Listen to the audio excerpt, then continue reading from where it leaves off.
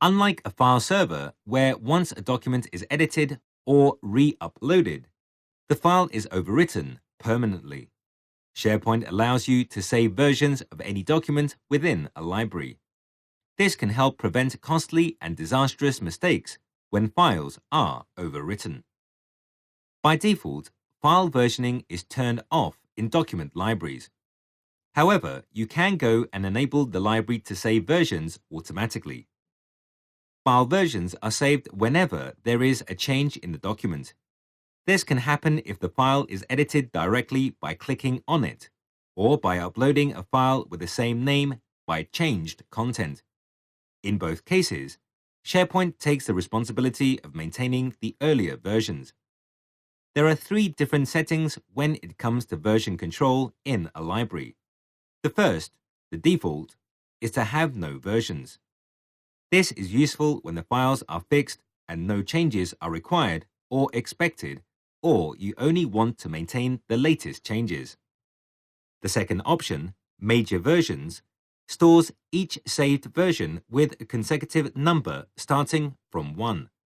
That is, the first time a document is added to the library, it gets a version of 1. When this document is edited and then saved, it gets version 2, and so on. All users who have access to this library get to see the latest version of the file and can view older versions if they want.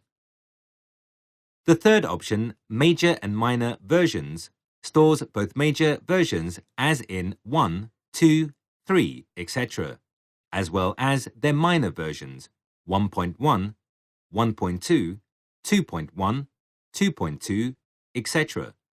Minor versions are considered draft versions and made visible to only those users who have edit rights or above in the library.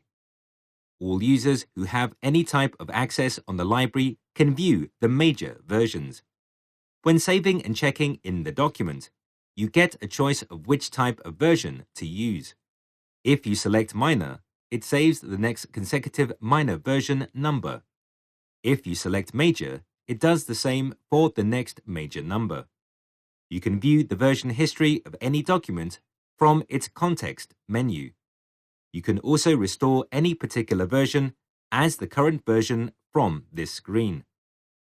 Since each version is a copy of the document within SharePoint, it does take up storage space. To manage this, SharePoint allows you to put some limits on the versions you store. It is recommended that when enabling versions, either type, you also put in a value for the maximum number of versions of each to maintain. Older versions will then automatically get purged. You can also do this manually from the version history page by clicking the link to delete all or delete minor versions. This will then only keep the current major version in the library.